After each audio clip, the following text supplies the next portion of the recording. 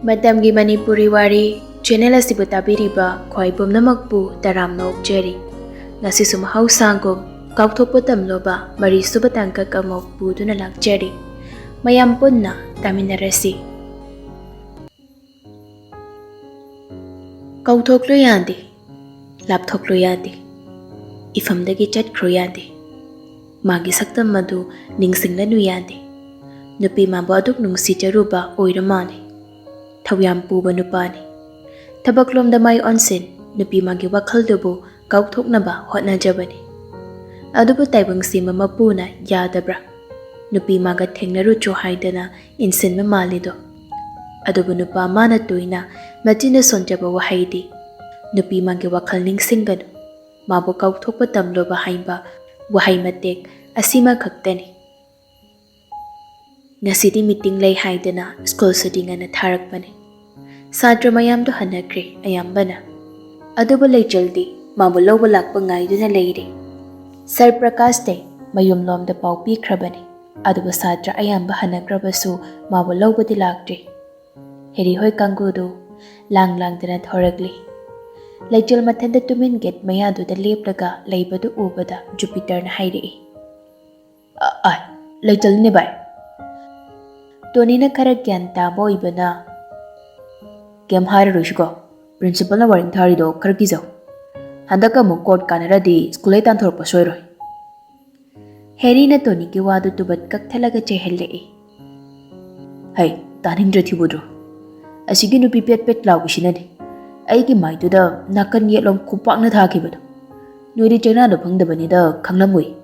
Ay di am song libani. Lo, asino pise nairo singa seri. Harry na gam mang thaduna chatki changsanki lejal ke nakta nupilak na ba karanta by hairati always jam yes haiduna lejaba kangboni aduna Jupiter James to su Harry ki matung enaki Tony de school oibana masara khajik pakat pa phaungjari bani lejal gi manak tu da Harry hoi jangselak baduda hainadana mamai du leithoptuna lejal du Harry na film ki type daga lecture bo yeng dana round ani ahum ikoi duna ka chetli tawrakli ba maong du da jaldi haina da bana luirabani mi mata lakrabadi khanduna mamai du su lei duna yeng jabani adubu khawang du ichik chi sudi thaki bada ngai ba oibana Harry ki meeting du ubada duga jaba ma phaurakli aduna hoi mai hairamda makong thang duna chatkina balakni adubu Jupiter ga James kana pathachile kaino nang deisba hando charkese tungdagi Harry na lechal gi masam pullidu pai boilak pui sanadun haire nang mun han yam phau kidaine ai gi mai daga khupak na game tha kidaine ngasi de kadawre kiraba lechal mangi masam pairak padu da hainadra duna Harry bu yenglega noise satrani gawrba adung naram chatching do lozadri do kaigino ngangli cheri ba matik oktab sunong manawgi hengala ini noisa lejal duna pa mari duna thachin duna leikre Harry de kai ba ki singli yaude aduna noki makhong do lejal gi nakte thangjilak duna hairei nangse nasakti phajaibo nachin de haifet kalli hai nachin kalli mathak tu da ego shu yam na wangi dangi ego do budi aina tudoi kaina nahanin lumaishi lejal ni Harry bu makhut ani janglaga inthoklaga chen kina balak nerei nupa mari siga mama thantaga lambana ba yaroi ma khangi numit chap yung ba oibana lambi lamhang du su school campus ki akoi ba du su chik pa matamni aduna lejal masana pa khalakli lejal na jen kina ba honarak baduda Harry na yam hai singna lejal gi khudang du ta phandu na yanki Lejal nanthokpa ngamdi Harry ki khujang aduna phakhiba duda upai leitraba matong duda Jupiter James de nokli adubu Tony de nokte tumin le Lejal mamite ira thangalakli Harry de yengna magi makut phari do nanthokna bakan na mukli Harry shu Lejal ki madu shonba matong du ubada minungsi ama phaungbra tumin Lejal de mamit kuptaba makai yengduna le Hey, kain tay di ba? Sachina laurok bani. Khonjelduda Heri Leijalgi Makut Parambadusu Shat Thadoki. Second Pound Janate. Taibang Mana Yalamba Bek Aduna Herigi Mamaida Kangthom Thomjit Kibado.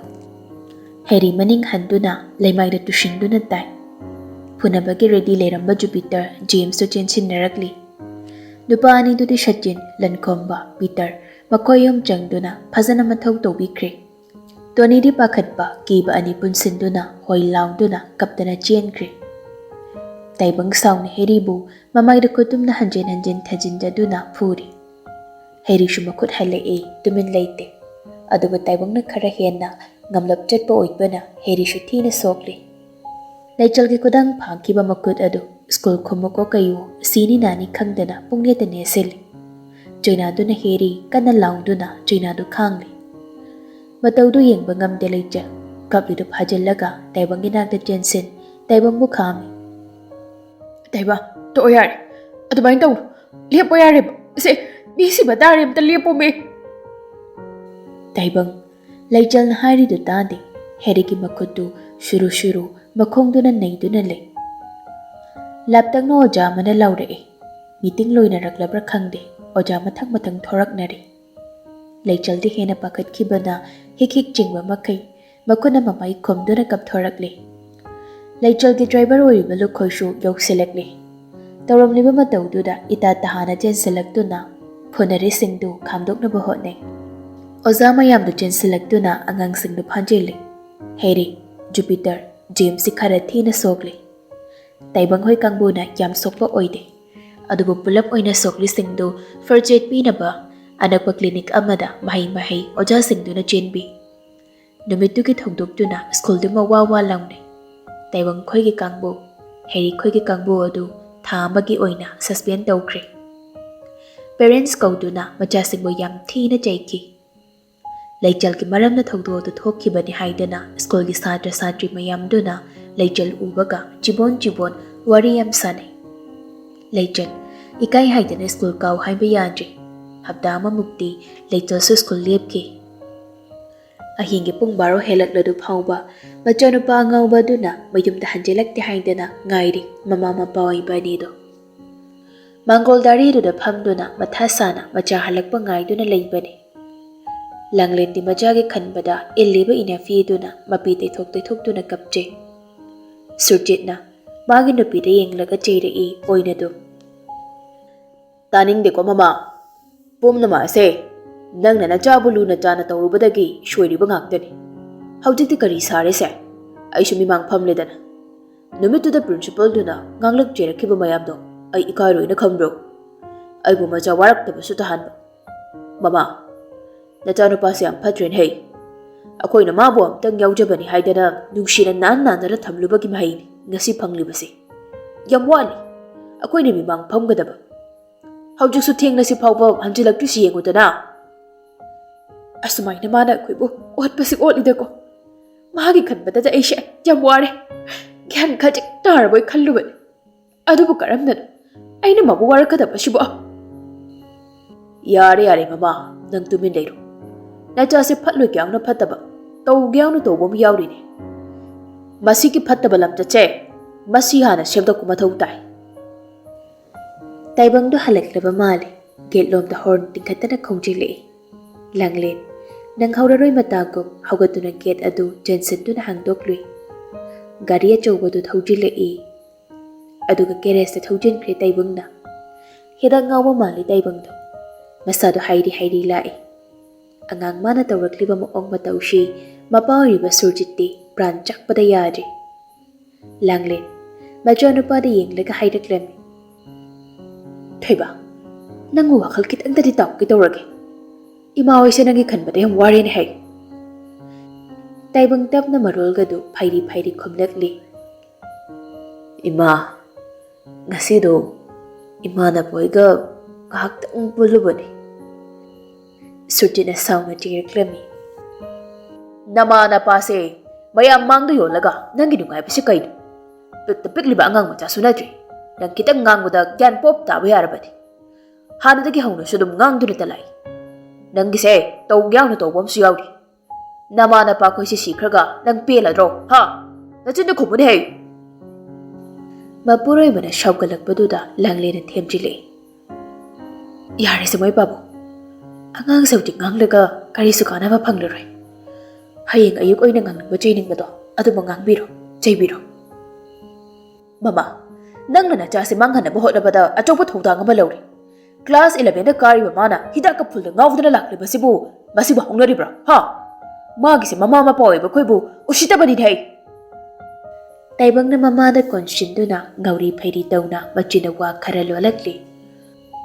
Ima, ai kokse chukpada yare.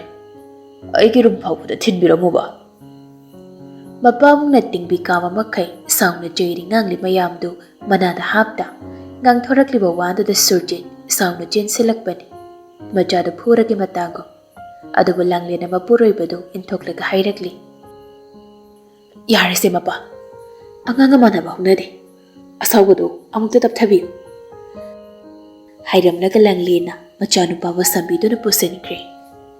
Surjit chakpa henmanbana machanupamu yengduna I thanglaba mamit aniduna mapi ira chenki.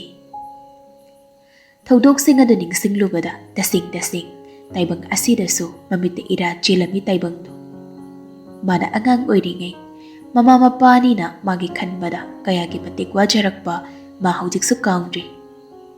Mama mapa nungsiba haibasina pomnamaktagi tonganba minungsi oiribani. Thamoigi mabe mamabu nungsibadagi mama mapabu hena nungsibana lumba kaubana Manipura thawainki thoraklibani. Nungsibi mabu wakhal sida jangdi mama mapa anigi khanbada leitazadre wakhaldu. Mama mapa anibu khangnung nungsiba hengalakduna miludagi pirang masu thingba ngamkide.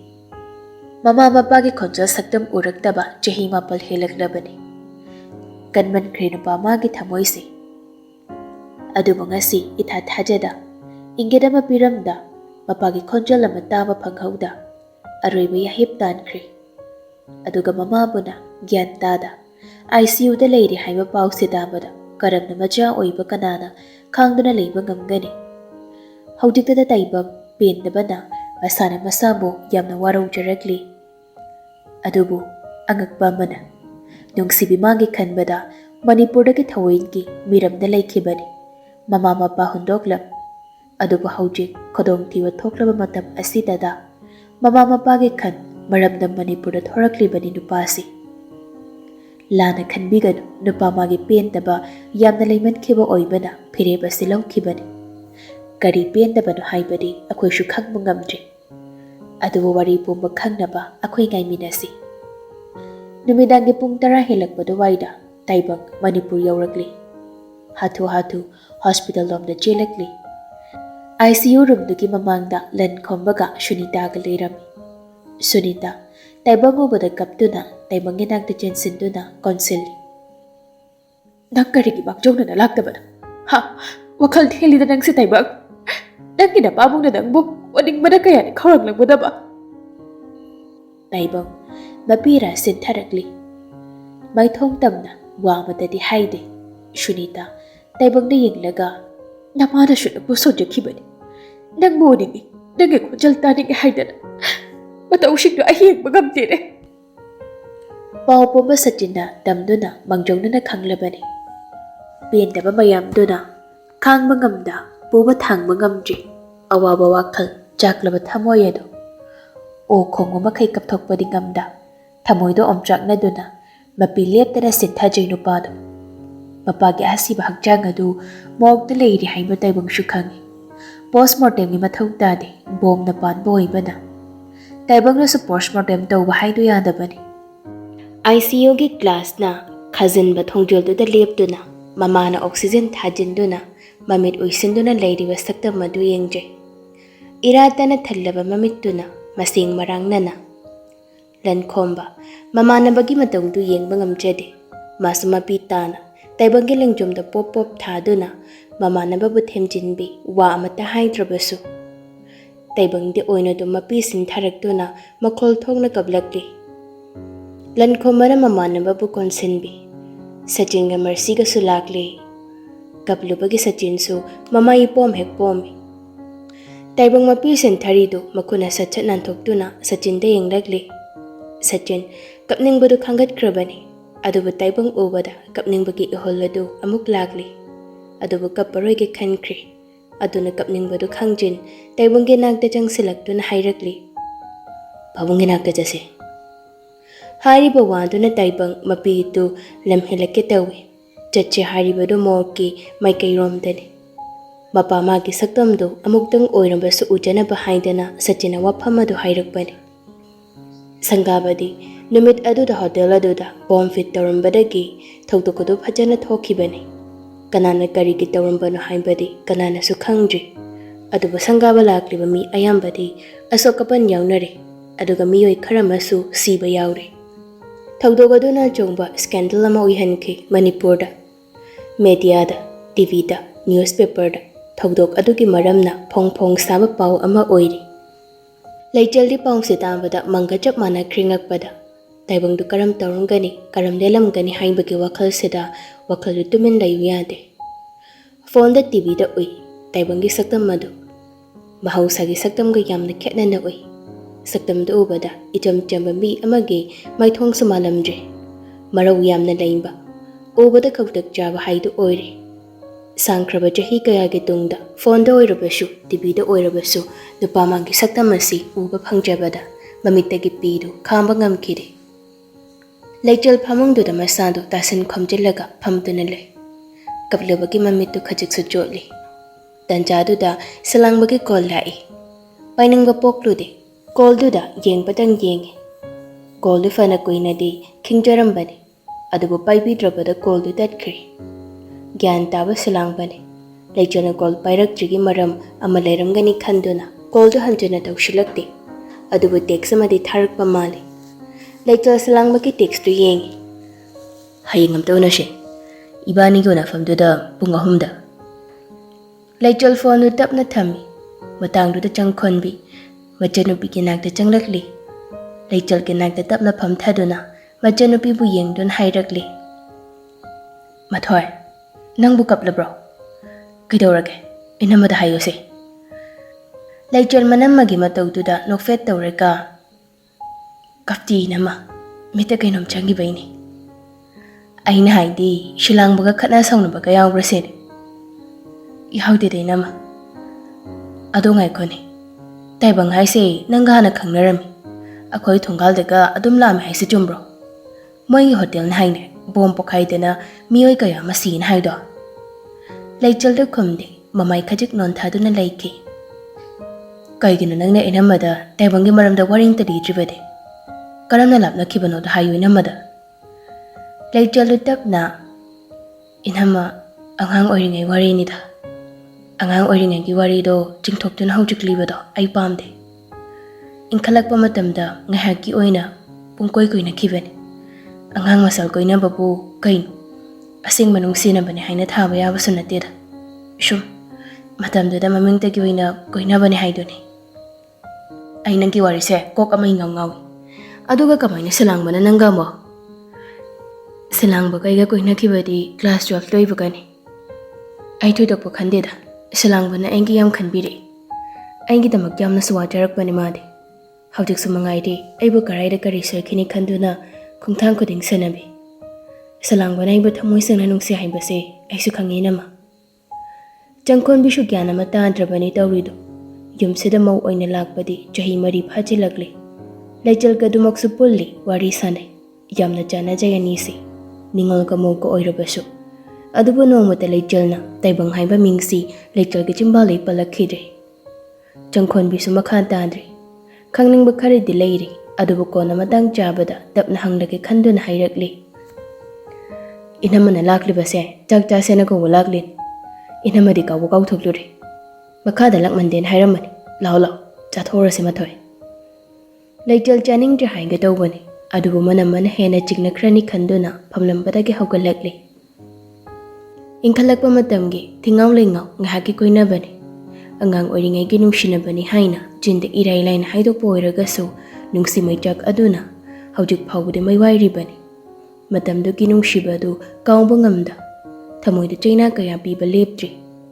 Silang batumlagi haina pamung kakhale. Matamna pung 10 khara helakpadamuk ngairi. Tumthaba themnaba hotnabada khajikta awaba oire.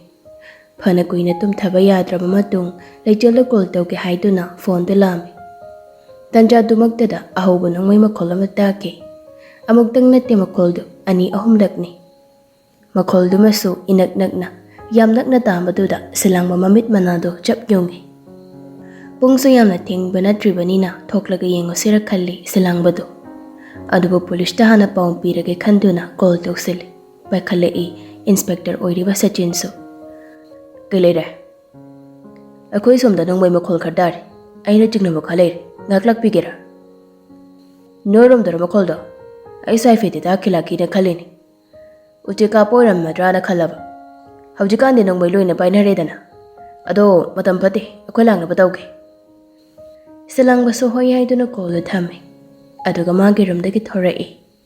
Yungi miyoi singdudi tumthanakraba mali chikmok lawnaraktri. Silangba mangi gari du thaudukduna lai mathanata. Chingyaga tainaba labuk machiduda nupa naha kharaga ahal kharaga hanadagi hauna omsinduna leiramli. Silangba gari du khamduna masu changsilai.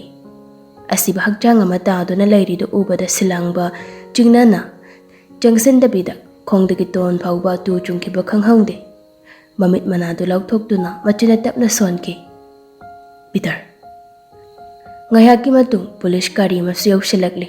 Satina chingwa police constable singduna jangsenduna yenge asiba hakjang adobo. Satini mamanaba Peter oirambaduda lawai satkre. Thanglamba kungthangdo chap lepduna thajadaba matawdele.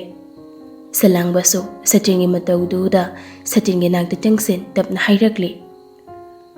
Akhoingi rakda yamdak ni hingnabadu leire haibasidi akhoi ni reilaina khangma ngamlabani. Mihar paduna tawriba maongsi bayamangda ipong phongna koiba singnabani. Karamna mana thabak sing asi ilai laina pangthokliban. Sachin magi maongsi atamnana tawbusu mali. Sachin mapishan thadrabasu kapli salangbagi waga changde luna pulakpa mamanabagi thawai yawdraba hakjang aduna taraka leibadu ubada thamoidu tasengna puba ngamde. Nong makangda thoklibu thokdok mayam sira Sachingi thamoidi kaiba sumsum hengalakli. Maramni mana mating amta pangba ngamjarabageni. Police inspector oiriba mana thokliba langla langjun mayam asi kanana tawribano kari maramgino haibana chingba clue ama phongba phangba ngamdri. City su sangaba numituda bomna panbadagi hospital da leiribani. Taibang city ki manakta tumin phamlaga lei. Wakhalu tarang amada tawbagom manglaga lei. Hingninga pokdri tasengna adubu mamagi khallaga ma hingkigi haina di khalli. Haukraba matamgi wari kharani. Taibangdu thama suspend tawrabatu school karakpa namitni. Sachinoidi hayingdagi oina karaki haidana lagdri. Mapang shudrabana itantana la itaibang. Leichol second floor ki terrace tuda irik lembiga punna laimbani. Makada taibangna school bag tu yanduna laklibadu ubada lembina hairakli. Taibang si school laine. Leichol taibang ubada karino khangda masada langtaknaba mapoklakli. Maramdi taibang na mabukan biduna magi hakanda sinina ni khangdaba makai mi phunaribani. Taibang na mangonda karan khajik tajarabaso heri kumba nupadi natte khangi leichilna. Pamba khoidaruba poklubadi natte. Si haidana taibang na masakthi posta de haiba budi natri. Leichal gi mittaso adumak yai. Phazai nupasi. Adubu magi haunabi lemjadaba matawduda leichal na hainadaba mataw utpani. Leichal na taibangbu thingnabaga theng saiba wahai ama khagdang oirabaso haijagi khanna ngaijarakliba sikuire. Adubu ngasi tanchari hekta hairagi haina chap yungna khallabani. Taibangbu mamit kupta yengduna leiri leichalna. Irikalembi-gana tonganba wari matawri. Adubu urakli leichal na taibange nakta city haibi akhatpi nupidu tensenduna nok-nokdana makut masanga tawduna wa haikibadu. Taibang nokfet tawkiduna makokanomi. Kari wari sharibano haidi khangde. City na taibangi yaliba bekadu tap lawkiduna yansinki. Mangondo oina aduga anidu wari sa-sadana chatkri. Irikna asigi nupise section bida tayin haibani. School ga pakna lagtin hai. Adu yamnadi phawen hainabani. Lembina Taibanggi friend ni ketorge, taibangga tinaba khuding sakti dum hawramaroi dongni. Irikna yam thazadi taibangna nupi shi kati nei se. Aina han khaliba ani se pune school hanmina kibaduda kuina richard ladan. Adai di nupi si so school lakbo khidri. Lembina pit nangale haidana school go sklak lak tabane se nupi se. High school da sumangai. Sanariba wari du tambo du da leichel prap taibang hoi ke saksan rom da lai. Leichel na wam ta hairam da prap chakhiba da irik lembi ngakna yengna hauri. Leichel mingi saksan da hekta changsin basi khajik khawtak chajaban. Adubu nga seti hekta changnagi khanduna makhong du thangjin duna taibanga hek mayok ne